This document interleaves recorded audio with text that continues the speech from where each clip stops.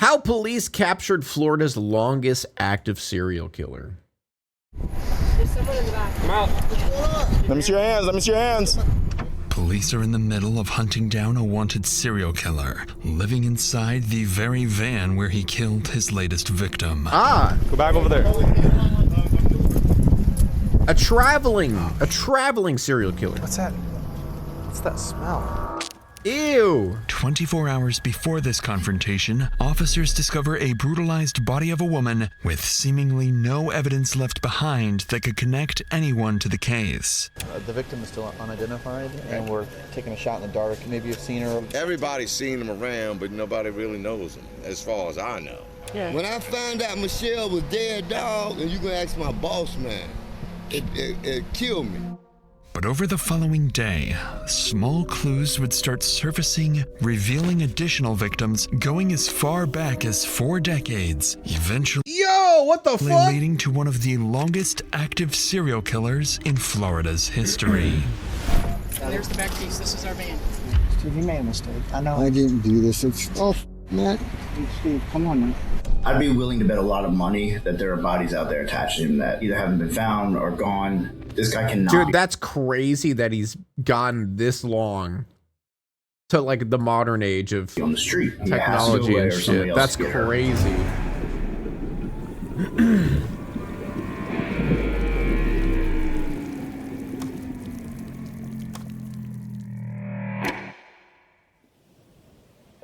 It's around 2 p.m. in Marathon, Florida. No, it's not. Near Vaca Cut Bridge, families It's actually 5:50. enjoy a quiet afternoon until just off the side of the road, a fisherman notices a strong, overwhelming odor. As he steps closer, he sees something so gruesome Yeah, of course it's Florida. You know what? Honestly, that makes a lot more sense that he got away with it this long. That's Florida.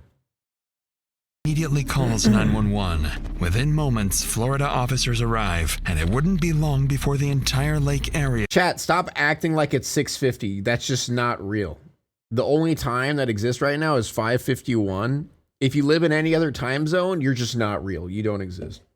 You're not on this plane of existence. Would need to be evacuated.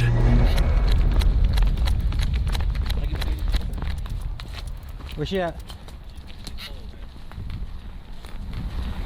Now you guys are just throwing numbers at me. Are you guys even real? Rigor set in.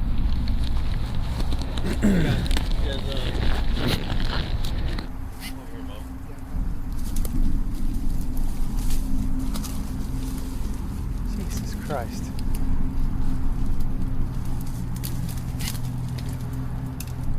On the ground lies an unidentified woman, unclothed and already beginning to stiffen. From what officers can tell, she's been here for several hours. Oh. The current near Vaca Cut Bridge is exceptionally strong, with a history of fatal accidental drownings. At first, officers believed this could be another one of those cases, but as they flip her over, that assumption would quickly fade.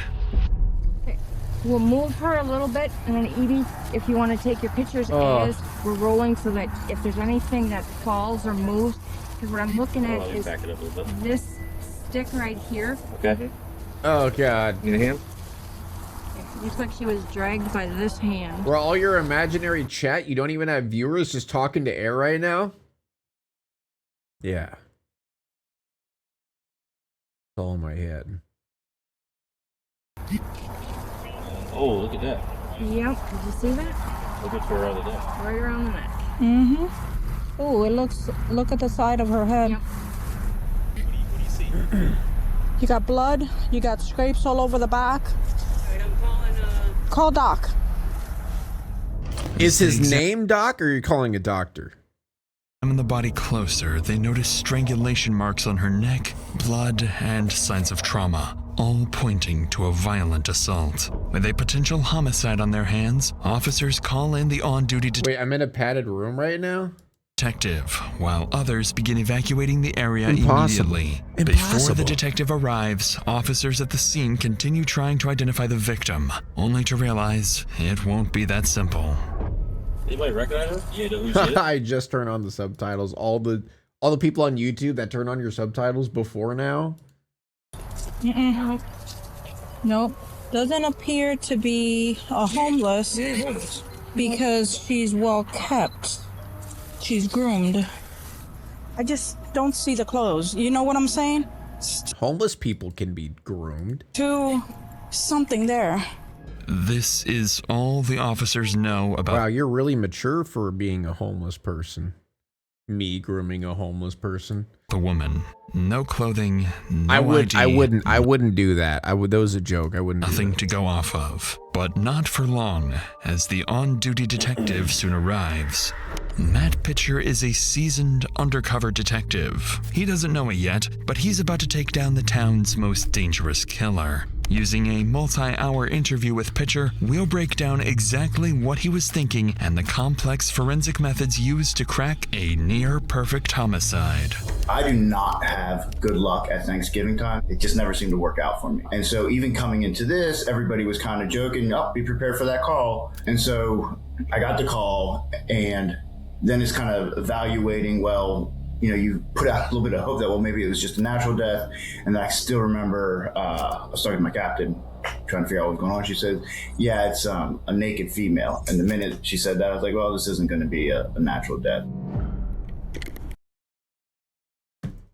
Isn't that weird?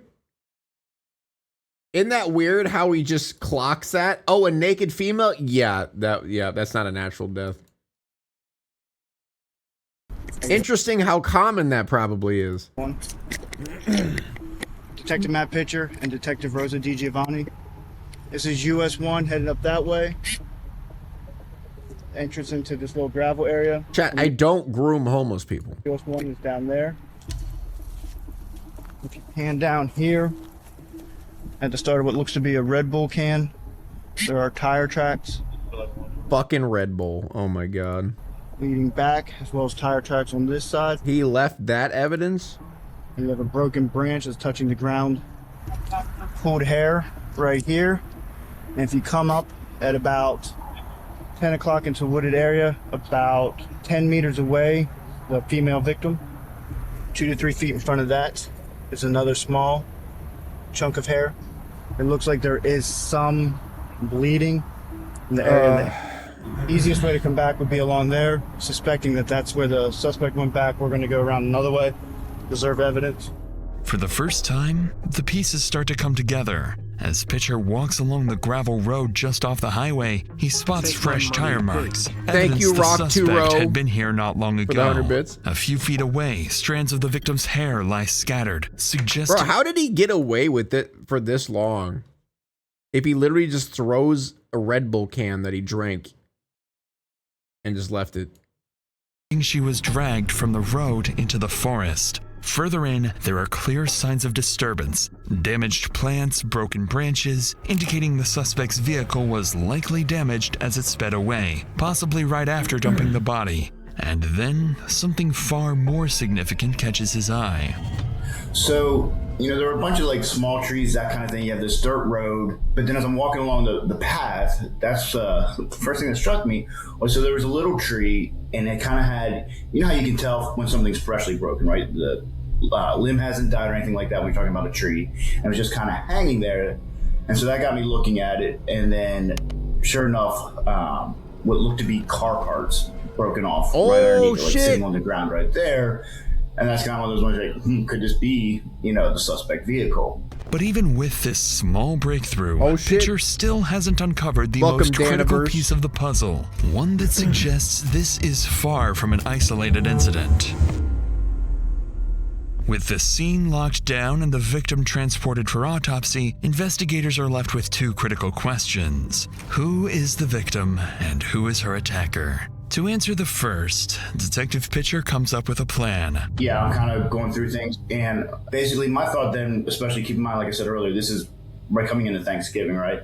Everything is about to get slammed where we live. This is a huge tourist spot. So I'm just concerned that, okay, you know, we could lose video evidence that might be in the area. Someone quickly catch me up. They found a dead body, naked girl, creepo murderer on the loose. And I showed the captain too, the car part and all that, and I said, all right, I'm leaving the scene and I'm about to start hitting every business, starting with the bars in the area. and at least get them marked so that they don't get rid of evidence on us. At Pitcher's request, officers go from business to business, searching for any sign of the suspect's vehicle.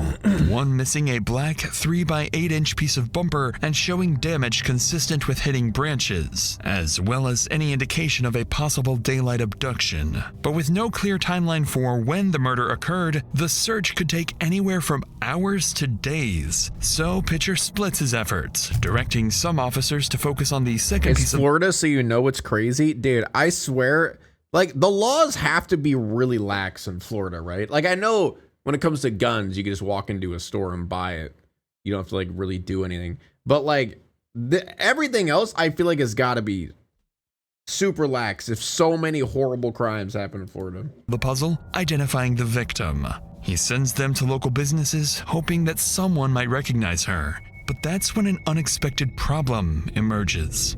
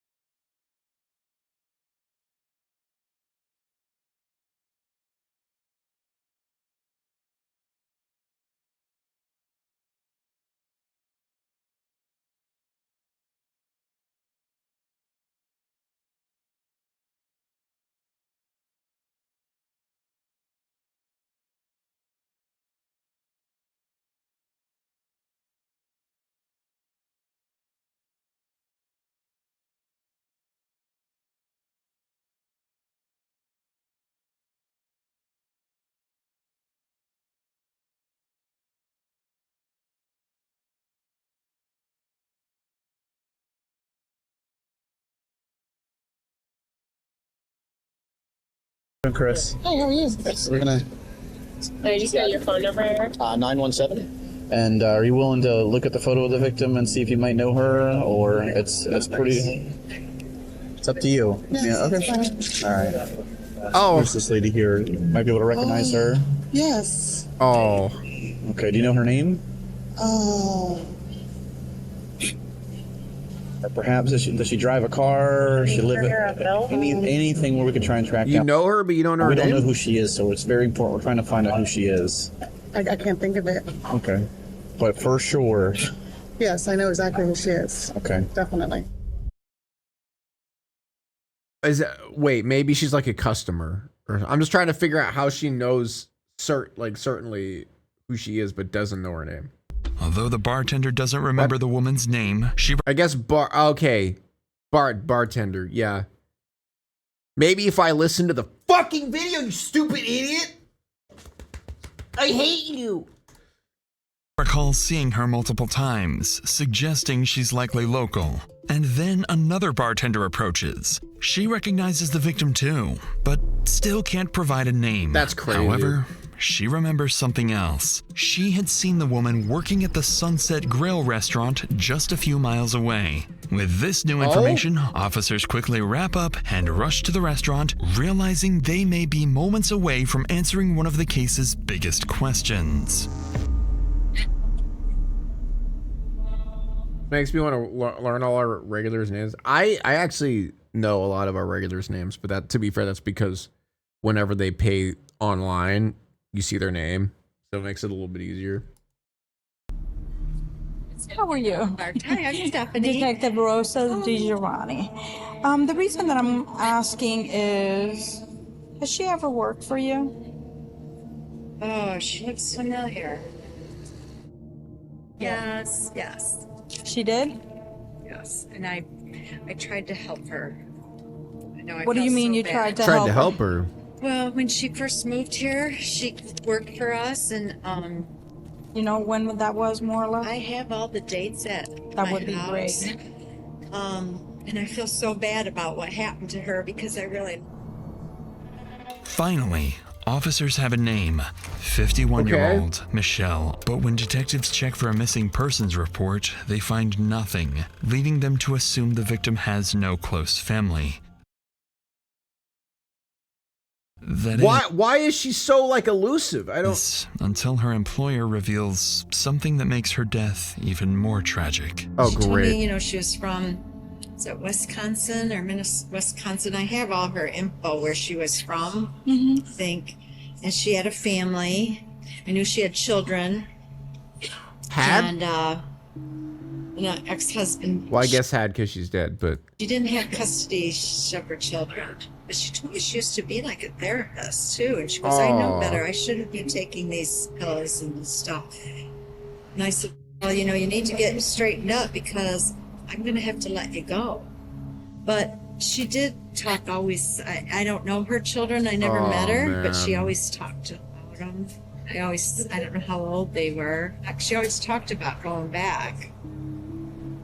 Oh, I know that's our children sad. must be devastated. If you talk to her kids or anything, just tell them that. maybe you because know, homeless. she was a Yeah, it sounds like she just fell into drugs and yeah, became an addict and then kind of just went, I wouldn't say off grid, but you know, kind of lost contact with everybody. She had a good heart. She did. That's basically what we're trying to get for her kids, you know. She did, and I always thought that too. I thought, God, I wish her kids knew that I really liked.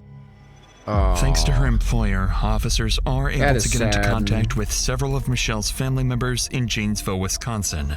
All of them describe her the same way, kind, with a good heart.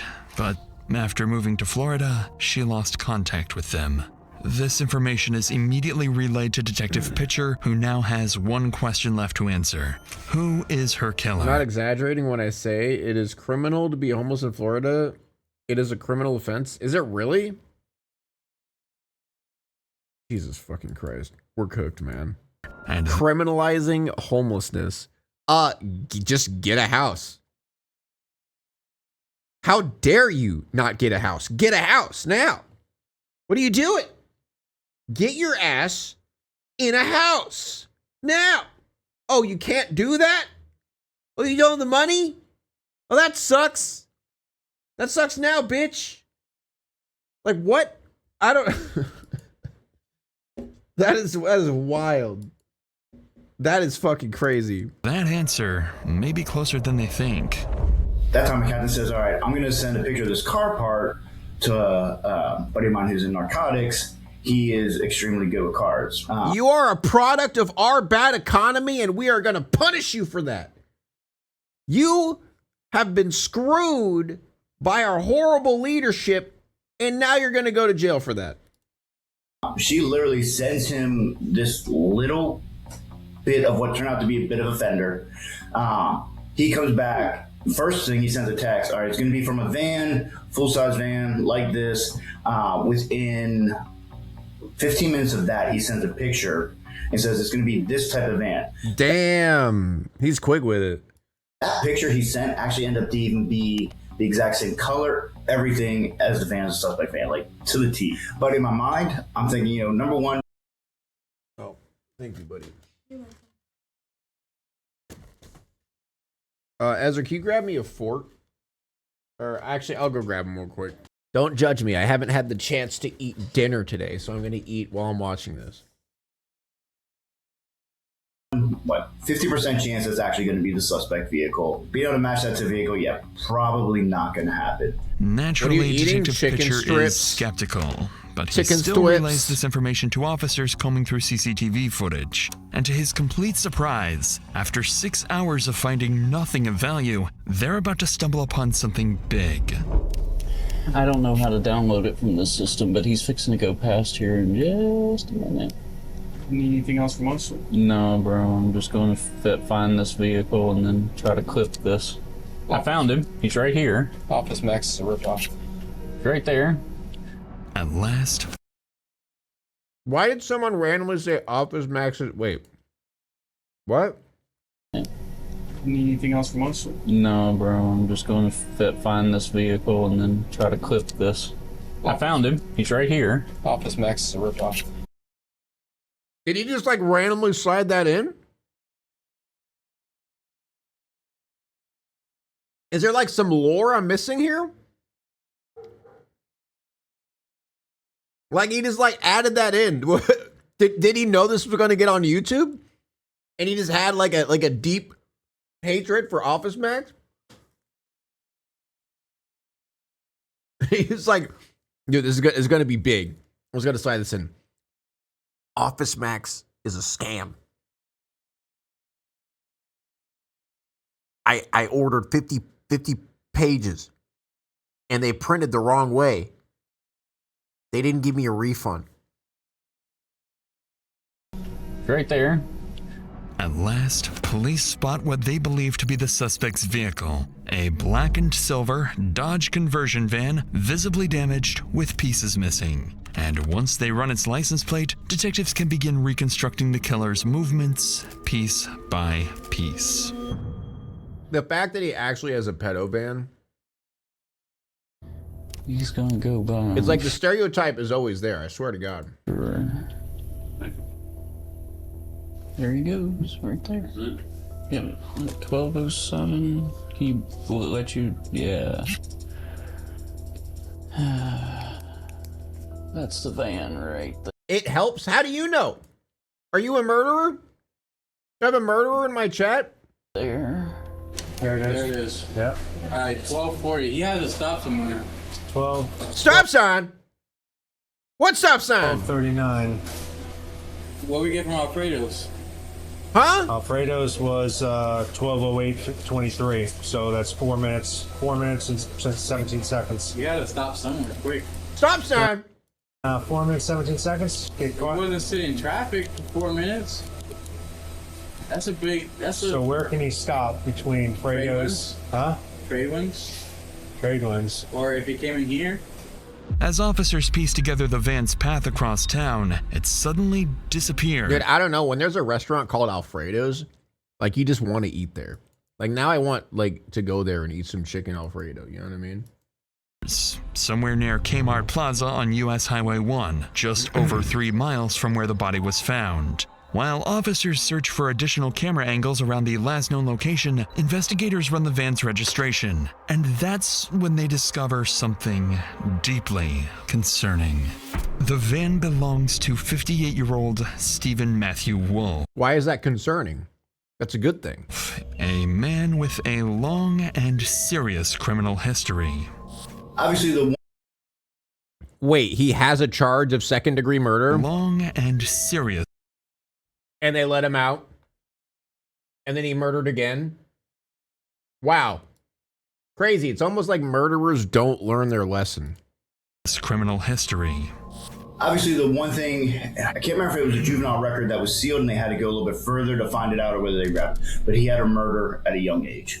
So immediately I have someone getting on the phone for me and contacting that police department. Let's get details on this and fast. And it was this 90-year-old man that he and a couple of his friends robbed, and he decided to kill him. So the minute you find stuff that makes sense that he's not in jail still. It was a long time ago. like that out, you're like, all right, you're building those building blocks, right? You're like, okay, we're on the right path here. This is most likely our guy. Decades earlier, in 1976, Wolf was convicted of a homicide in Boise, Idaho. At 15 years old, he and 3 others murdered a 78-year-old man named Enrico Flori, a robbery-motivated killing that landed him 15 years in prison. The case gained nationwide attention when, in 1977, Stephen escaped from the Ada County jail. As a 15-year-old? Sawing through a bar on the 4th floor and climbing down using bed sheets and conduit, he remained on the run. That's insane, bro. For 6 days before being recaptured. As Pitcher digs deeper, they uncover even more disturbing details. A prior diagnosis of psychopathy, a history of animal cruelty, and long-term drug use, raising let's let him out in public, guys. He's fine. The question of whether he should ever have been released. With these findings, Pitcher realizes he's looking for someone with a history of Remember, chat, behind every case like this, behind every murder case, there's a billion red flags that get ignored. Extreme violence, a proven capacity to evade justice, Billion and red potentially flags. A serial killer. By midnight, the van still hasn't reappeared on CCTV, suggesting it's still somewhere near the cluster of fast food restaurants. Unwilling to waste any more time, Pitcher, alongside a dozen deputies from the Monroe County Sheriff's Office, heads out to search the area. And as they begin to look for their suspect, something inexplicable happens. When the captain and lieutenant were going Animal cruelty needs to be treated way more seriously. I agree. Scout in this parking lot. Yes. You're doing a lot of this just hoping and, looking for that needle in a haystack, but most likely, the person's going to bounce pretty quickly. Dude, when someone like horribly kills an animal and like tortures it, they should count it as murder. Like that's how I see it. Like when it's a pet, or even if it's not a pet, whenever someone like knowingly kills on purpose just to kill, for the enjoyment of making an animal suffer, that should count as fucking murder. And get out of town. So while you're hoping, it's not great. And she's driving, keep in mind, on the opposite side of the road. So like she had to see it from a long ways away. And according to my captain lieutenant said a prayer. And the minute she stopped the prayer, looked off to her left where there is a Kmart and a McDonald's, and sitting just right by the McDonald's was the van. And she starts yelling, "There's the van, there's the van." Of course, they almost wrecked the car. But they get into a parking What? They almost wrecked the car? lot, sit tight for a second. I get over there, make contact, and go from there. To Pitcher's surprise, they spot it. The black and silver van, parked between a Winn-Dixie and a McDonald's, approaching from... A what? A Winn-Dixie? The black and silver van, parked... What kind of name is between that? a Winn-Dixie and a McDonald's. Approaching from multiple directions, officers surround the parking lot, carefully ensuring no bystanders are in harm's way, with Pitcher meticulously guiding the operation. And as officers inch closer, they brace themselves, knowing a dangerous killer could lash out at any second. Do we want me to give him verbal commands? Yeah, his window's down. Okay, Caleb, go. You gonna get this side? I'm gonna I got it. Monroe County Sheriff's Office. step in the back.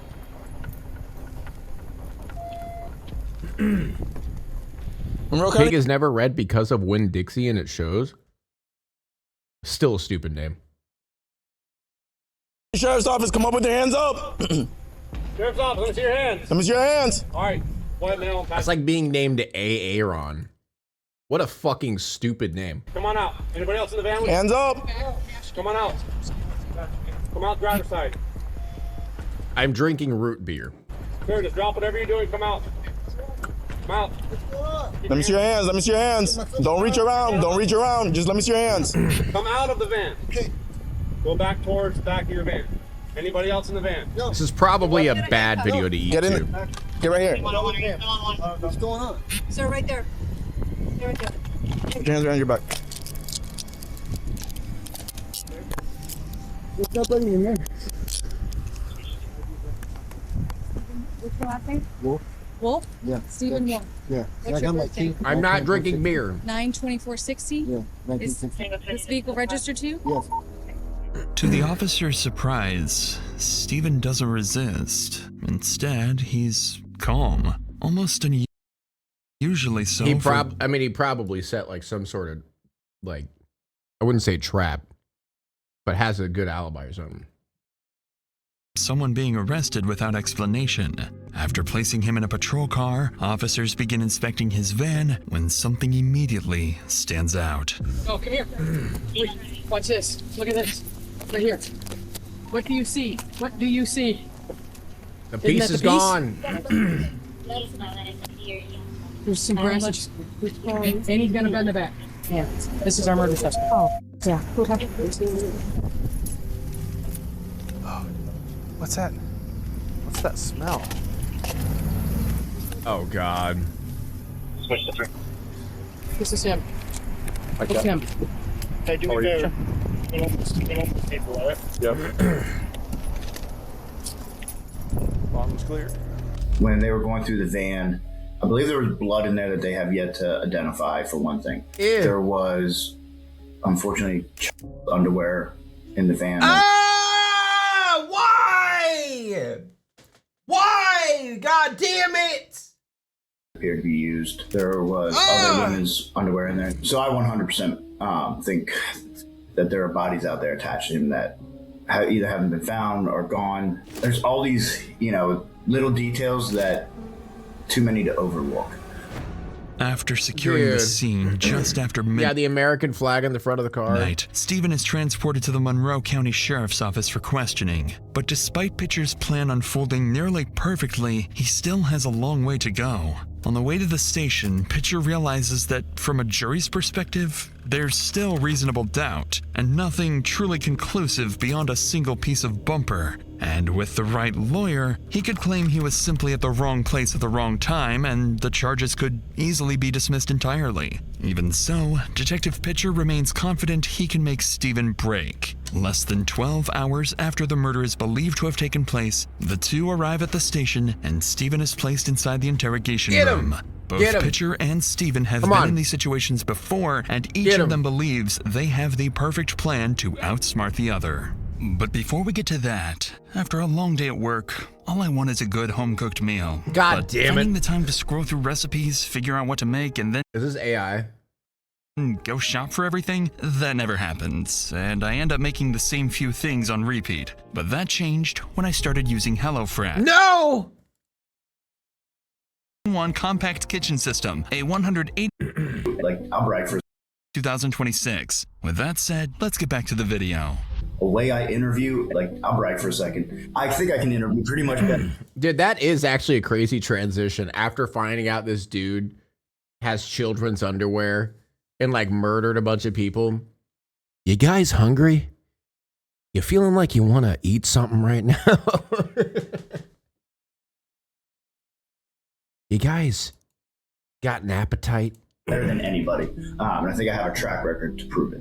I believe your interview, the most crucial part of the interview are the first minute to 3 minutes. I never better to get gamer subs. That's true. And start talking about that night, anything even remotely close to the crime at hand. I usually use code. Yep. Use code Bionicpig at gamer subs to get 10% off your order. Try to find out what they're into.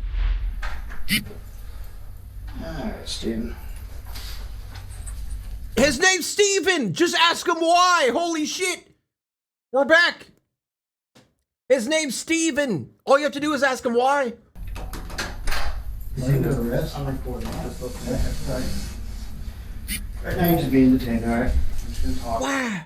Why'd you do it, Steven? Why? Before I can talk to you, obviously, you know I gotta do this shit. Yeah. If it's alright, I'll let you have this for a minute. Alright, well, here's the deal. We have some questions about yesterday. Maybe you can walk me through it and help me out a little bit. Tell me about your day yesterday. Just walk me through the day if you would. Alright, I'm curious when I... Dude, I don't even know how. I'm probably not. To be fair, I have not promoted gamer subs at all. So I'm probably nowhere near to getting a cup. I should probably promote that more. When we're talking oopsies police car for a second, I should come here. You said something about vodka cup. Yeah, I went in there today. I used to sleep. I was looking for a place to sleep. I used to go down there and sleep in that little circle in the back, but I couldn't get in there. Not very good.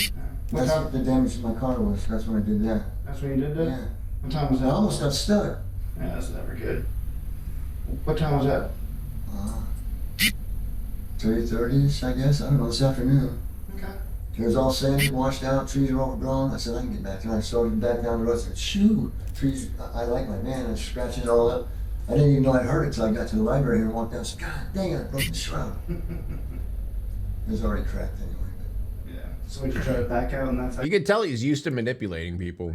Yeah, there wasn't no truck. He's really confident in how he's talking, which is pissing me off. Around, you can't, that thing turns like a boat. I couldn't turn around. I almost got stuck. He's As given too Stephen much calmly detail. Explains, he damaged the vehicle while turning around, searching for a place to sleep. But what catches Pitcher off guard is this. If Stephen is responsible, he's just placed himself at the scene of the crime for reasons Pitcher can't yet explain. So, Pitcher searches for something more concrete, something incriminating. But what he finds would come as a complete surprise. Sell a gamer subs latte at the cafe. Yeah, espresso. Booby powder. And then we mix, add some froth to milk. And then we're going to sprinkle some booby powder on top. just put your fingers out like this. Coming soon. Thank you so much. Give me just 2 seconds. Again, if you would, just kind of the best you can. And this is gonna be a lot harder, but flip them up to bit. Hey, that was a lot easier for you than I thought it would be. What you looking for?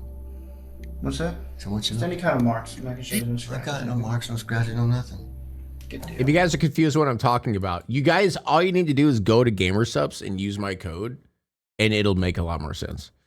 Tattoos, I got What's your tattoos. name? I know you got tattoos. They're pretty good ones. How'd you get them done? I got them down in prison, Idaho. Idaho? Because I had a bad. I was 15 years old, got in trouble, I got a homicide. Oh, that's no fun. How long did you have to lay down for? 15 and a half years. 15 and a half years? Oh, wow. It's a long, sad story with a happy ending, but. Well, you're out now. I left that idiot in there, got out of it, but kicked that too. Okay, you give us 1 second. I just want to talk to my partner You first. can do whatever you need to do, just let's get this done. All right, the subtitles are getting I appreciate it. Be quiet. too much. I am. When are you gonna make leche de manzana at your shop? What are you talking about? We already have leche de manzana. We'll just cut up an apple and throw it in some milk. Like, I don't get it. What else do you by want? the lack of scratches on Steven's hands, Pitcher pauses the interrogation, fully realizing the evidence they have so far is insufficient for any breakthrough, especially after learning this is far from his first run-in with police. For now, there simply isn't enough to charge him, so Steven remains in holding. Investigators know time is against them. By tomorrow, they need something concrete, because without it, they won't be able to hold him much longer. But little do they know, Steven is already preparing a strategy for their next conversation, one he believes will let him walk away completely free. Yeah, this dude is way too confident, and that's gonna bite him in the ass. Hopefully. The next morning, I mean, obviously he's gonna be confident. He's been doing this for fucking, what, 20 years? Steven's still in custody. 40 Detective years? Pitcher begins receiving tips from Six- multiple Marathon 6 years? residents, each claiming to have 7 vital years? information. By approximately 10 a.m., officers are dispatched to follow up on every lead, hoping one of them holds the key to the case. And it wouldn't take long for police to realize Michelle You want to see him fuck himself. may not have been the only target, and Steven may not have been the only suspect. Okay. My name is Jennifer. Hi, Jennifer. How are you? Good. Okay. I have a cousin. Daryl, man. How you doing? All right. Good. We have a little bit Nice of to meet you. information that you might be interested in. Okay. Sir, she was about to say the information, and then you walked up, cut her off. Yeah. What's up, man? Yeah, I love cops. Yeah, I fucking love you guys. Fuck. She was about to say it. You dumb bitch. Okay. I have a cousin. Chat, sometimes I wonder how many people unsubscribe from me when I make a 6'7" joke. Like, I feel like I take damage every time I say it. Ugh. Oh, God. 5 people just unsubscribe from me. Ugh. Not again. Mine that I just found out today was with the male, I guess, who He was in the van. he was in the that van. night. All right, go ahead. Hey, Greg. Hey. Me? I unsub every time? Lies. I saw Frankie and everybody and I said, hey, Frankie goes, yeah, he goes, I was in his car the day before. He gave me a ride to, I guess, down the store or something like that. I said, wait a minute. I said, Frankie gave you a ride? I said, you were in that van? He goes, yeah. I said, because your fingerprints are probably in that van, Frankie. And I said, if you don't go talk to somebody. They found a fingerprint. Exactly. And that's not going to look good for you. Afraid of being implicated, locals begin coming forward, bringing new information about Steven. They reveal he wasn't alone the night before the murder. Just hours before the woman was killed, he had been driving around town with 2 other people in his van, and one of them is about to show up to speak to the detective. Hey, Tracy. How are you? Good. I'm sorry. Everybody knows me here. Yeah. Except the rookies, of course. Well, I don't know you. So you were in the van with Frankie and... Yep, he come up to the library. I asked him if he would take us to go to the store so we could get something to drink. Okay. Is what the hell was said. I've known him for a little while now. Oh, okay. I never thought that he would do some off the wall, excuse my language, like this. Yeah. Okay, I am shocked. I mean, he did murder someone when he was a kid. I am floored, all right, to be honest with you. Right. To be fair, all the best serial killers are people who are charismatic and good at manipulation, and they come off as normal and they come off as good people. And if he's done it for fucking 40 years, yeah, he's probably good at it. He probably has had some practice manipulating people and acting like he's a good person. What if this happens to me? It Yeah, we could don't have want it to been. happen to anybody, and that's All why right. I want everybody to come together and we can Well, get like it. I told one of the deputies that knew me, I said, listen, I'm fixing to either sleep over here at the library or else I'm gonna sleep on y'all's doorstep over here. Thanks to Tracy, officers are now able to piece together Stephen's movements leading up to the murder. But before the detective leaves, Tracy would go on to mention one more name, Terry, a close associate of Stephen. Officers immediately recognized Put it the in name. reverse, Terry. After confiscating Stephen's phone, they discovered a 5-minute call with someone named Terry just hours before the murder is believed to have taken place. Looking further in- Hold up, stream's lagging. Stream's lagging, hold up. Still lagging? Okay, we're good. To his background, they also realize they've spoken to Terry before in connection to a sexual assault case, making him a potential suspect alongside Stephen. Within the hour, they arrive at Terry's house, but from the moment they approach him, something feels off. And unlike the others, they would have a much more difficult time getting Terry to talk. Come on, Terry. Hi, how are you? No, I just need to talk to you about Michelle. Please. Please. We know you didn't do it, man. No, you didn't do it, honey. We heard you're friends with her, that's all. And we just want to talk to her friends. Another tornado or spectrum? At this point, who knows, Chad? It could be both. Did you? I know.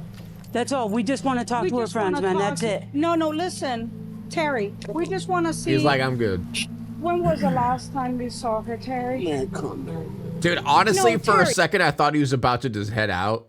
When he turned around and started walking away, I thought he was just going to dip. I put down a cross score. Did you? I know. That's all. We just want to talk to her friends, man. That's it. See, when he did listen, this, I thought he was just going to walk. We just want to see. When was the last time we saw her, Terry? Man, come on. No, Terry, I ain't got listen. nothing You're to not. say. I'm- No. Yeah, you're not- because I done been through this with you before when they tried to get me. Terry, let me talk. You don't have to talk to you. I'm not saying And that. Michelle close to me. I don't want to talk. Terry, just listen for a second. Terry, just listen for a second, man. Come on, Listen for a Terry. second. I'm not listening. Listen, all we know is that last time Michelle was saw was on the 17th. We're trying to track down her timeline, man. If you cared about Where her, are you wouldn't going, wanna help Terry? us? You can't tell me who I cared about and all that. I'm not talking. The guy who did it, I don't even want to talk about Michelle, bro. Okay, I'm not trying to be mean, but I know how y'all do. Just like with the man. When I mean, he's not wrong. didn't do it, so no, I ain't shit to say, man. You go wrong. When detectives questioned Terry about Not trusting cops as a black man? I mean, Michelle, it's Understandable. clear he doesn't trust them and has no intention of cooperating. But then they changed their approach, mentioning something designed to make him think twice. So did you know Steven? I don't know nobody. Really? Why'd he call you then? I don't know. Really? Because you talked to him for like 5 minutes on the day he murdered her. Hey, what? You talked to him on the day he murdered her. right. Wait, what did you say? He's like, he was so done with the whole thing. He's like, wait, hold up. What? on the day he was, wait, what? Michelle for like 5 minutes. I don't give a what you say. Okay? Okay? But I talked to him and all this. I don't care what you say, miss. I don't really care what you say either. The phone records why prove you it. talking to me? I don't care then. So what did you talk to him about? Dog, I don't know what you're talking about. I don't even remember talking to him.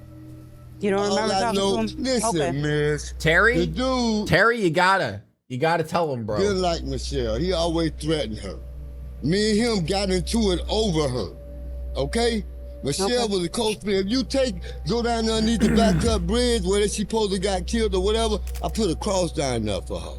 I appreciate it. Honestly, you seem like the first one that we've talked to that's really cared about her. Yeah. Okay. I didn't like Wolf. That's a nice guy. I like Terry. He's a nice guy. That's very nice. Especially like because she seemed like she really needed, people to look out for her. Okay. Why not? What you mean? Why not? He always threatened her, man. He was always threatening her? Every time I seen them, they was fighting, fussing. Were they in a relationship? I don't listen, Miss. Michelle stayed in his van. She used to sleep with this guy in his van. I used to get mad when she used to be with him. I'm not on no street. Poor Terry. He was just looking out for her. And I talked to Wolf 5 minutes before she got killed. He did sexually assault someone though? What? Terry sexually assaulted someone. Wait, what? All that shit. Did I miss something? Bullshit. Okay. But for anything, if I can get my hands on him, I hurt him. Finally, once they get Terry to talk, say that? detectives uncover a direct connection between Stephen and the victim. Michelle had allegedly been staying in Stephen's van, and Terry makes it clear he didn't approve of the two being. So was that the crime he was talking about that they got him with? I mean, I don't know the situation, so I can't say anything on it, but Pig missed something? Shut up! I get it. I miss details sometimes. All right? Gonna fucking I'm literally just about to shit my pants, dude. I'm so pissed. Together. Now detectives realize the man in front of them may be the key to incriminating Stephen once and for all. Well, that's all I'm saying. If you want to know the truth there, you just helped us a lot in being able to make that happen. What I'm still saying, B, the guy, she used to sleep around with this guy. Okay? This guy used needles. She told me that he tried to get her to shoot dope one time. Okay? Him and Michelle done had altercations. Okay? Yeah. When I found out Michelle was dead, dog, and you gonna ask my boss man, it killed me. You know what I'm saying? I am sorry for your loss. Okay, it's not my loss. It's just that she was a friend. She was a friend. And she stayed on the street, man. And I done been on the streets. But for his Wolf, if I had a way to put my hands on him, I would. All right. Okay? Listen, seriously? And if you could look up the phone records or any law where I was talking to him, you can't see but me cussing him out. Hey, Terry. Thank you, Terry. Seriously. Fuck you. All right. Shakes hands with her anyway. Dude, Terry, you're so back and forth, bro. He's like, fuck you. Oh, no, you chill. You're good. Like, what? Seriously, thank you. Seriously. And I did that girl, man. Thank you.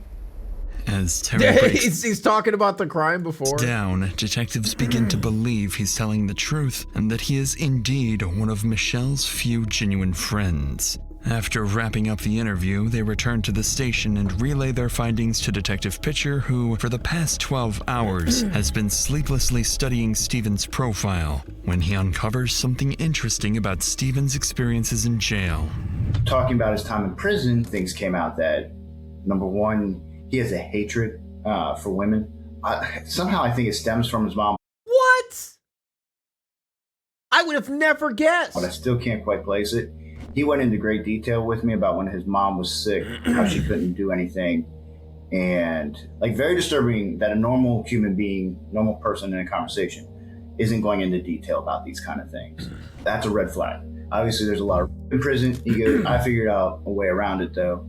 I'd offer to everybody and that way they wouldn't want to, All of that is putting together a pretty good picture of who this is, and we have the right guy. At that point, you're kind of like, all right, this is making too much sense. Wow, a man who kills women, hated women, really?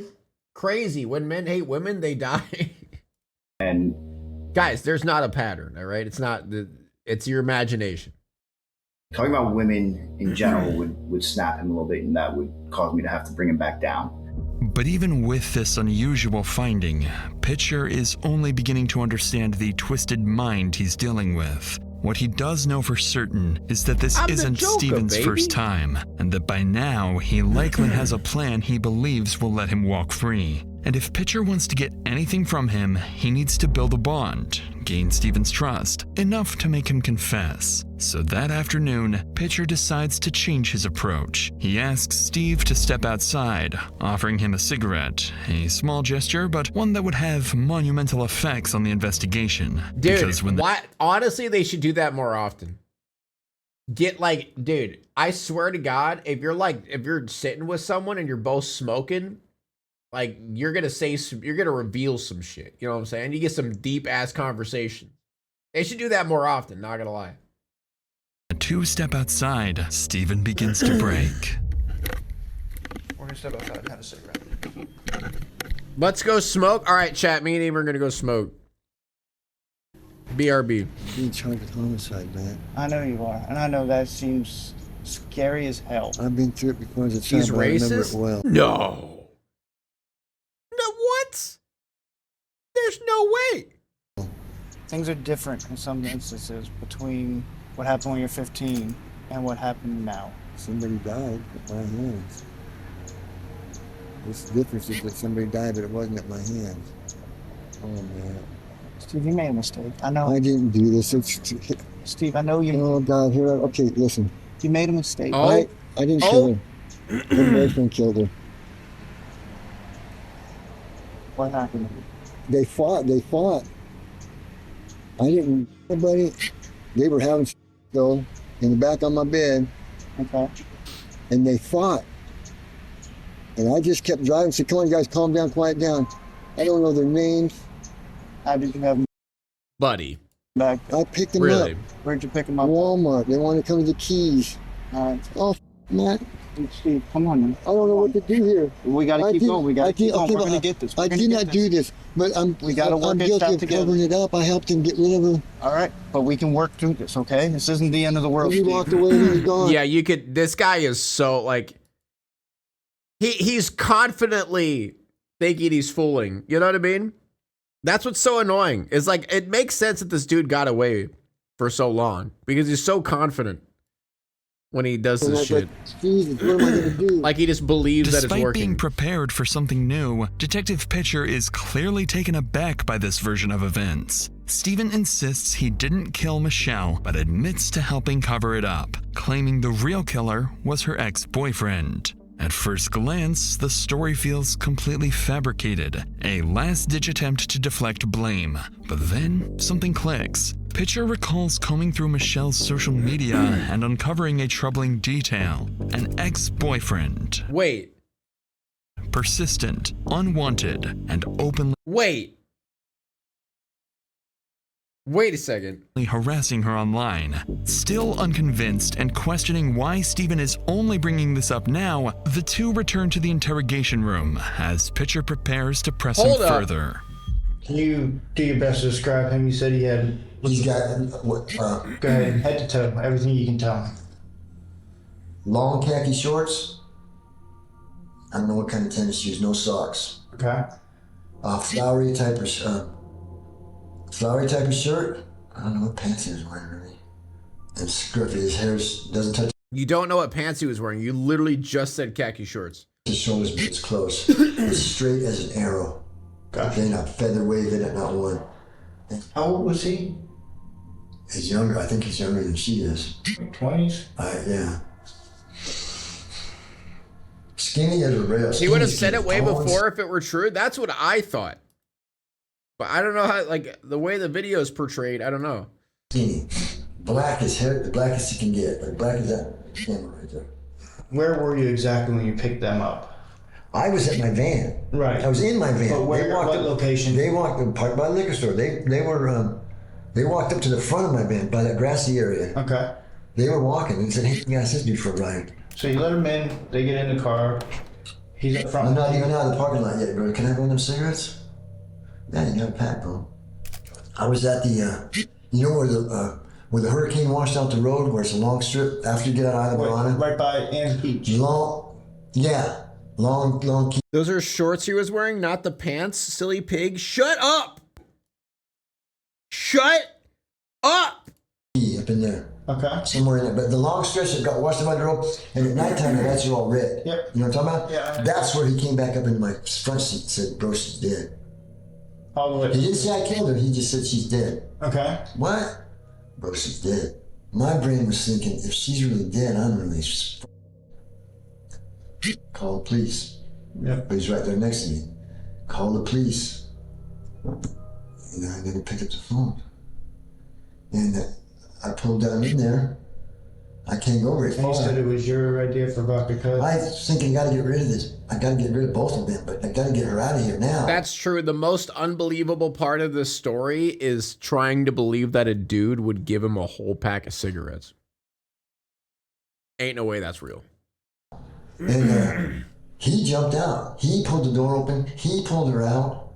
I seen it. I heard her. Actually, I was she dead? Oh, she hit the ground, I think. Yeah, I remember thinking, oh, Jesus, that's not good. And I'm in trouble. I'm in trouble, man. I called the police. I could have backed over, but I couldn't get out, man. Actually, I couldn't have backed over if I'd have tried. It took me out. I'd have run his ass over and called you right then. I should have called you as soon as he got out of the van. Give me 1 second, okay. Despite Stephen's emotional retelling, his description of the killer doesn't match the ex-boyfriend. Dude, honestly, no wonder he's got away with this for so long. He's slightly convincing. The man detectives had identified was older with short gray hair and a heavy build, but Stephen describes someone completely different, younger, slim with pin-straight black hair. And that's not all. Something major has just taken place outside the interrogation room. The full forensic examination of the van is complete, and the findings are even more disturbing than expected. Now we have the search warrant to the van. They start going in it, and immediately there are a lot of toys. A lot of homemade toys. Oh! We knew sheets were missing. Homemade? Like, what is that? Ew! Ew! That kind of thing. Like, we were missing a lot of evidence. There was also, we had to start cutting out he had a homemade bed in there too, so we had to I'm confused, and people were riding in that van with him? Okay, to be fair, I bet the sex toys weren't just out and about, but still. The mattress of that before. There was blood, a little, not a ton, but a little bit of blood on some of that, that's big evidence. We need it. Alongside what Pitcher has just revealed, investigators uncover even more disturbing evidence. Strands of blonde hair matching the victims, women's underwear, and a child's swimsuit. And more concerning... Still, the only DNA found belongs to Stephen and the victim. This is far more incriminating and far more convincing than anything Stephen has told them. So Pitcher prepares to confront him with the evidence. And with nowhere left to shift the blame, his reaction would say it all. I'm just gonna be flat out honest and be blunt. You messed up. This is inside your van. That's our victim's hair, Steve. Steve. No. This is the victim's underwear. No, it's not. What is it? Oh, you stuttering now, Steve? You got nothing else to say, Steve? You looking a little bit, you sweating a little bit? Steve, you missed some blood. You missed under... I didn't do that. You missed cleaning up the blood on the cushion under the sheet. Steve, I'm telling you, I'm not lying to you. I hear you. Caught! This is your chance to be honest. I've been honest with you. I have been honest with you. That's not the victim's hair. That's not her panties. Well, tell me about those panties. See, chat, he's going with the nuh-uh defense. You know how that goes. Nuh-uh! Oh, Jesus, you're going to tell them they lie. If I tell you who they are, you're going to tell them, and then they're going to know that I have them. Steve, right now you're looking at murder. You get okay, there's Susan. They become Susan's door. Susan who? That's Jerry's wife. They become? Yeah, you guys sometimes. Ew, what the fuck? Ew, what the fuck? with them once and they were dirty and I put them in there. Dude, why are you telling us this? We don't want that. I have no idea. Shut up. Shut up, Steven. I don't know what to do. I don't know anything about it. There's no blood in there that I'm aware of other than those. Why even tell us? This is overtime. Okay? So now I'm not this I'm not primary, I'm a suspect. He said, I don't know, okay. Steve, I'm gonna put this as bluntly as I can. Test it all. I'm gonna put this very harshly. You murdered her. I did not. I did not. This shift in the detective's demeanor clearly catches Steven off guard. Up until now, he believed Pitcher was someone he could trust. More than that, Pitcher believes the bond between them has gone beyond a typical detective's... I mean, I'll be honest, the detective did kind of cook on this one. Suspect relationship. I'll give him that. One of the disturbing parts of the interview, which this just made me mind of, is I put my hand on his shoulder at one point. Like one of the phrases I used with him a lot that, you know, once we had that real comfortable level was, you know, this isn't an if type situation. This is, I need your why. You know, what happened? Like, you're obviously a good person. Why did this happen? And so at one point, you know, he was getting worked up, sad wise, that he knew he was in trouble. And I put my hand on his shoulder and he goes, yeah, I don't let people put their hand on my shoulder because of prison. And so I immediately took it off and said, I'm sorry. He says, no, I like it when you do it.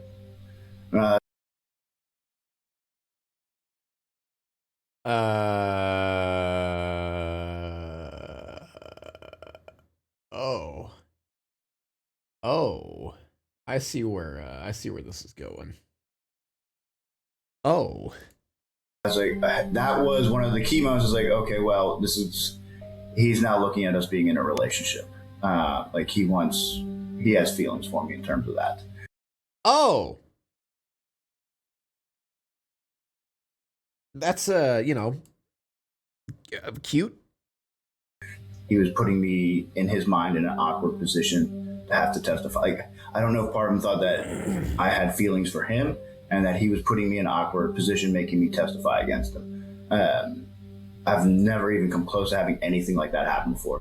As Pitcher explains, this unusually strong bond is both beneficial and detrimental to the investigation. Although Steven appears to want to be honest, he seems afraid of hurting Pitcher's feelings. But unbeknownst to Steven, that bond is entirely one-sided, because Pitcher is about to confront him. Dude, this detective, like, straight up annihilated this guy.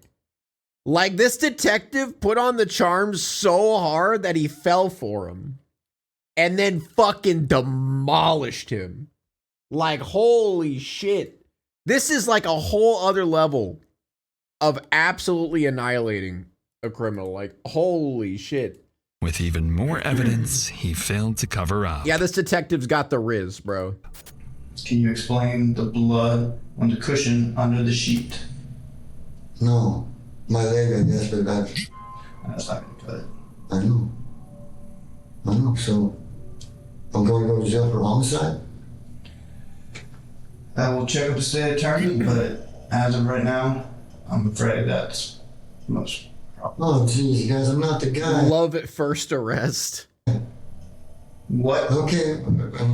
Can I, let's backtrack. I understand this does not look good. Because you were at the crime scene. We have you at the crime scene because you wrecked. Yeah. And then you didn't report the wreck, but there was minor damage. I get that. I have an issue there.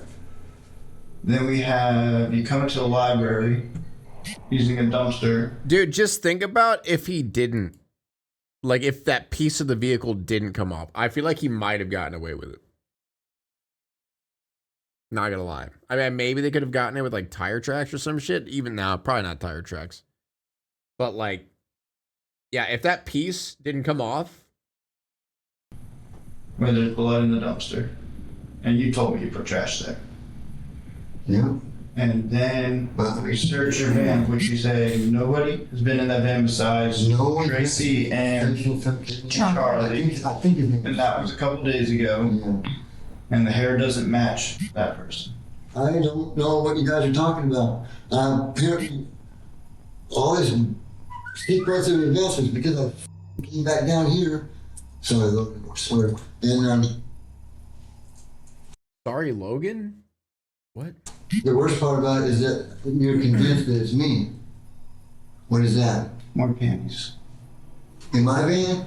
Let me see that again. Her bikini. That's not a good thing to say whenever you're panties? Yo, let me see that again. That's not a good bro. Like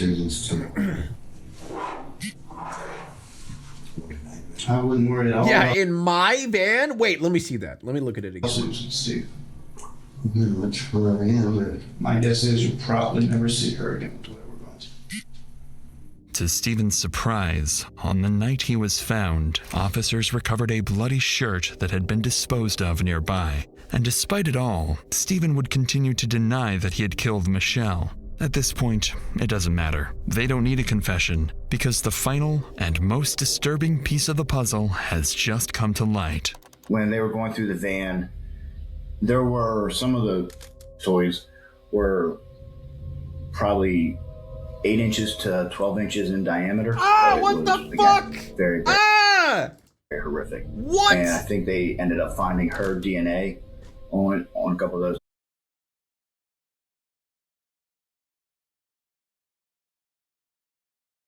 I could have went without that. I could have went without that detail.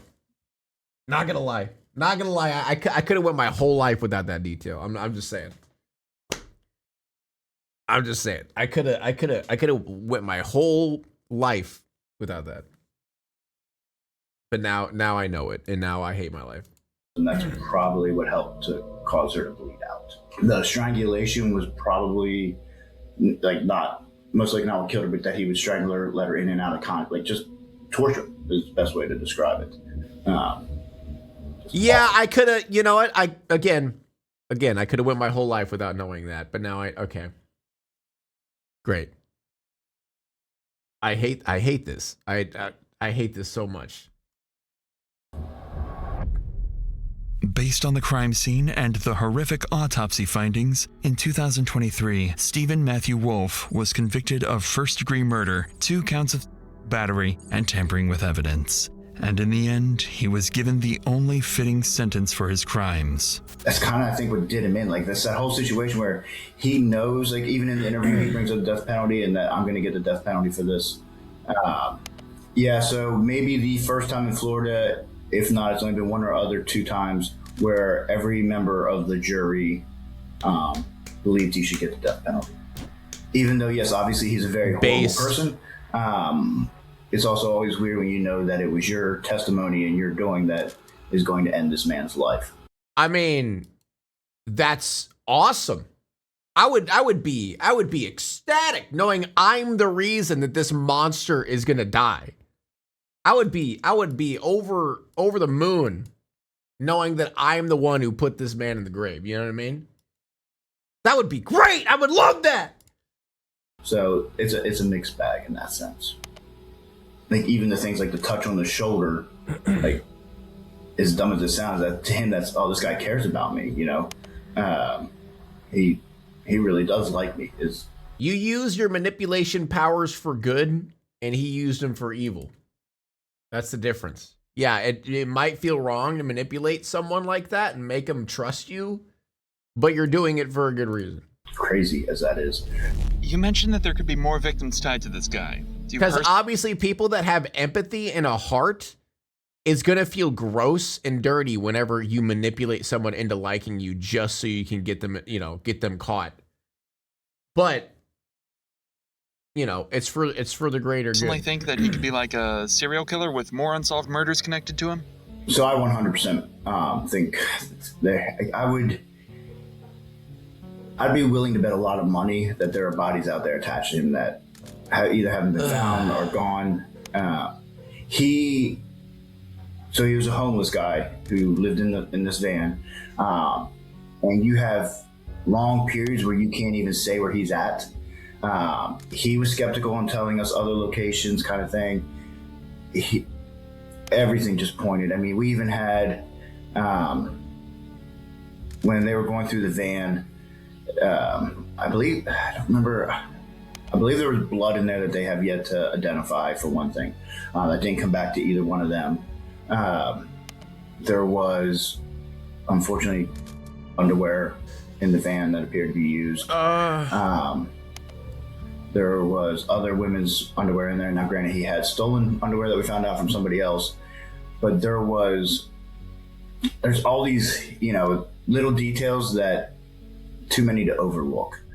As Pitcher finishes recounting one of the most disturbing cases of his career, 6 years after Michelle's murder, he is now retired. But the weight of what he uncovered leaves behind questions that were never fully answered. In terms of this type of crime and the brutality, this one head above all the rest. And I've definitely had some interesting ones in my career. I'm in the process of writing a book. Actually, I did undercover work that I can say legitimately nobody else has done. First year, I spent 2 years with the mob and then was asked to infiltrate a domestic terror group. Yo, what the fuck? This guy is a badass? I had many words that came to my head, and I stumbled on all of them, but I came up with badass. That is insane. Had everything from being interrogated for 8 hours to shooting with a psychopath who I was positive was going to kill me one day and who also happened to be my best friend and hated police more than anybody. Happened to be your best friend? But I did prevent. Dude, why are we writing a movie about this guy? The bombing, credited with saving over 100,000 lives. Out of all the complex... I didn't know I was dealing with fucking this guy. What? Hello? I didn't know who we were dealing with. I did not know who we were dealing with. Holy shit. Yeah, when's the book coming out? What the fuck? Investigations Detective Pitcher worked on, Stephen's case continues to linger. Dude, no wonder he was so good. And as of late, April 2026, Stephen remains on Florida's death row, refusing to tell Pitcher whether there are any other victims. And with an execution warrant potentially right around the corner, that answer may die with him. Keep him though. Keep him alive. Let him suffer. I feel like that's the power of death row, is because they don't know when they're gonna die. So like it's just that constant like, oh, am I gonna die today? Am I gonna die today? And that waiting is the part that's like I don't even care how long you keep him, as long as he knows that any day they could just walk in that door and be like, you're gone, bro. All right.